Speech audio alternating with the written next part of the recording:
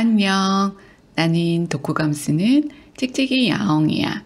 내 독후감을 너희들에게 이야기해 줄게. 오늘 책은 비온 나티코 린데블라드라는 스웨덴 분이 쓰신 내가 틀릴 수도 있습니다야.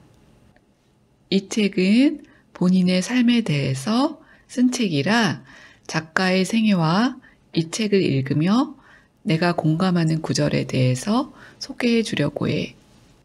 작가의 이름이 비온 나티코 린데블란드인데 풀네임이 기니 이분이 속세에 계실 때는 비온 그리고 승려 있을 때는 나티코로 부를게. 비온은 공부는 잘했지만 무언가 딱히 공부하고 싶은 것을 몰랐는데 아버지를 기쁘게 하기 위해 인류대학인 스톡홀름 경제대학에 입학해 졸업 이후 좋은 회사에 취직할 수 있었으며 열심히 일하고 또 운도 따라 26살에는 스웨덴에서 가장 큰 회사의 최연소 재무담당 최고 책임자가 될 예정이었지. 일요일 오후 소파에 누워 다음 주에 있을 업무들을 생각하며 불안해하던 그는 어린 나이에 사보에 실릴 정도로 성공했고 앞으로도 성공이 보장된 길 같았지만 마음 한구석에서는 늘 남의 옷을 입고 연기하는 느낌이 들었어. 밀려오는 불안을 잠재우기에 어디에선가 읽었던 호흡에 집중하기가 생각났고 시도해보지. 처음에는 어려웠지만 사방으로 돌아다니는 생각을 붙잡고 집중하려 했고 그 와중에 갑자기 마음속에서 앞으로 나아갈 때가 됐어 라는 생각이 뚜렷이 들며 며칠 후 사직서를 회사에 제출해. 그가 그때의 심정을 쓴 글. 우리는 무언가에 진심이 아니더라도 열심히 흉내를 내면 생각보다 무척 오래 버틸 수 있거든요. 하지만 자제력만으로 더는 해낼 수 없는, 아니 해내고 싶지 않은 날이 옵니다. 를 읽으며 격한 공감을 했지. 회사를 관둔 후 여러 일을 하고 세계 곳곳을 여행하다 태국에서 한 여자와 알게 되고 사랑에 빠졌지만 결국은 그녀와 헤어지게 되고 시리에 빠져 무언가 도움이 필요하다는 생각에 태국의 한 사원에서 하는 한 달짜리 명상 과정을 신청해서 듣게 되었어. 비오는 그 한 달짜리 명상 과정을 몇 번이나 포기할 뻔했어. 그는 길다면 길지만 짧다면 짧은 45분 정도 명상하는 중에 수없이 생각이 이리저리 왔다 갔다 하는 경험을 해. 헤어진 애인 생각, 그러다 사원에서 제공하는 형편없는 커피 생각, 식사 생각, 그러다 다시 호흡에 집중하려 하지만 또 다른 생각 등에 사로잡히지. 하지만 결국은 그 과정 중에 우리의 생각이 그저 머릿속에 떠오르는 것일 뿐 진실은 아니란 사실을 이해하게 되고 그런 생각들을 한 발짝 떨어져서 바라보며 덜 심각하게 받아들이는 법을 배웠지. 그러면서 비온이 명상 과정 중에 받았던 부처님의 3가지 선물을 이야기해줘. 첫째는 떠오르는 생각을 의심 없이 믿지는 않게 되었던 것. 두 번째는 영원한 것은 없다는 것.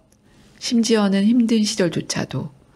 세 번째는 고통이 느껴질 때 여기저기 흩어진 관심을 거두고 우리가 선택한 곳으로 주의를 집중하는 것이라고 말해줘. 무사히 명상 과정을 마치고 돌아온 비오는 스웨덴에 돌아와 불교 서적을 열심히 읽다 태국 북동부의 숲속 승려 이야기를 읽게 되고 본인도 숲속 승려가 되겠다고 결심해. 그리고 부모님께 그의 결심을 말씀드리지. 그는 그의 글에서 부모님의 반응에 대해 이렇게 묘사하고 있어. 부모님은 여느 때처럼 자기를 지지해 주었다고. 살아가면서 어떤 선택을 하든지 간에 부모님에게 변하지 않는 조용한 지지를 받는다는 사실은 무엇과도 바꿀 수 없을 만큼 저에게 중요했습니다. 우리 모두 우리 아이들에게 이런 부모가 된다면 세상이 좀 더 좋은 쪽으로 바뀌지 않을까? 그리고 그는 모든 것을 나누고 떠나 31살에 태국의 국제 숲속사원에 도착한 그는 승려가 되기 위한 여러 과정을 거치며 정식 승려가 되고 주지 스님에게 나티코, 즉 지혜롭게 성장하는 자라는 승명을 받고 승려가 되어 승려들의 승명은 이전의 삶을 버리고 새로운 삶을 살아야 함을 상징하는 것이지. 완전 무소유의 삶, 그리고 227개의 계율을 따라야 해. 그 계율 중에도 핵심 계율이 있는데 첫 번째는 도둑질, 두 번째는 음행, 세 번째는 살생, 그리고 네 번째는 깨달음을 얻었다고 고의로 거짓말하는 것을 금해야 하지.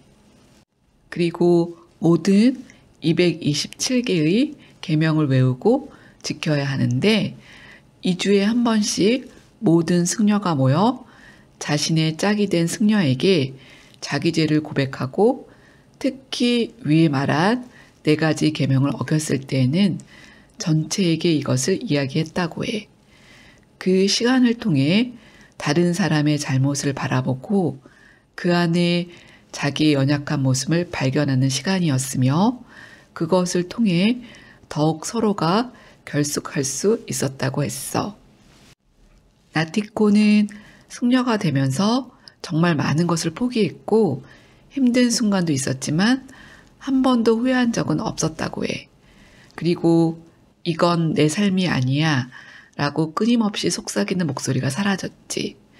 그러면서 인생의 중요한 것은 현재 하는 일에 온전히 집중하기, 진실을 말하기, 서로 돕기, 쉼없이 떠오른 생각보다 침묵을 신뢰하기라고 말했어.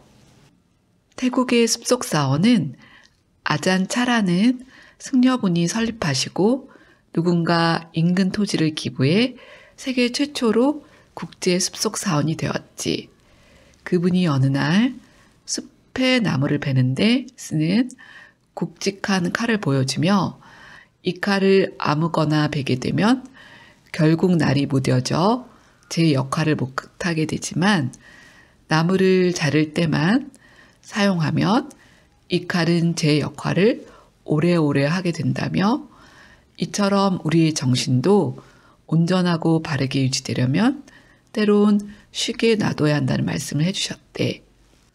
사원에서의 생활은 기상 알람이 새벽 3시 반에 울리면 30분 후에 다 같이 모여 선당으로 가서 절을 하고 수시로 또 불상이 보일 때마다 절을 하고 불경을 독성하고 좌선을 하지. 그리고 해가 뜨면 바리떼를 들고 공양을 해. 태국은 불교가라 사원이 있는 지역은 가난했지만 주민들은 다 기꺼이 공양을 했고 그 받은 것을 승려들은 한데 모아 같이 나누었지. 8시 반부터 시작된 공양은 9시 반에 끝났고 그 다음부터 3시까지는 자유시간, 즉 행선을 하거나 요가 또는 낮잠 빨래를 하기도 하지. 그리고 3시부터 5시까지는 울력이라고 해서 모든 승려들이 부과된 육체 노동을 하는 시간이야.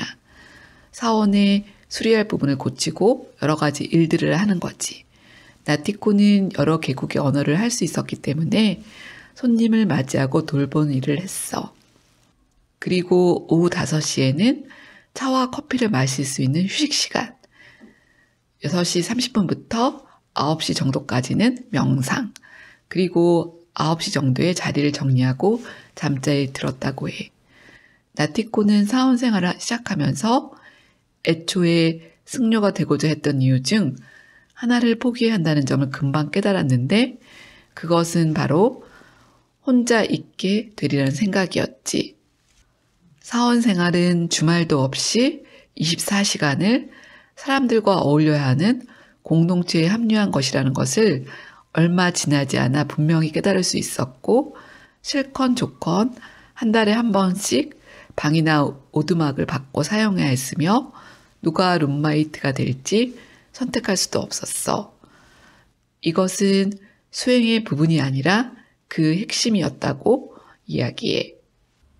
나티코는 처음에는 이렇게 많은 낯선 사람들과 같이 종일 생활해야 한다는 것이 큰 괴로움이었고, 순간순간 자기를 다른 승려들과 비교해 비관하기도 했으며, 또한 하나같이 자기 마음에 들지 않아 짜증으로 가득 차 있었지.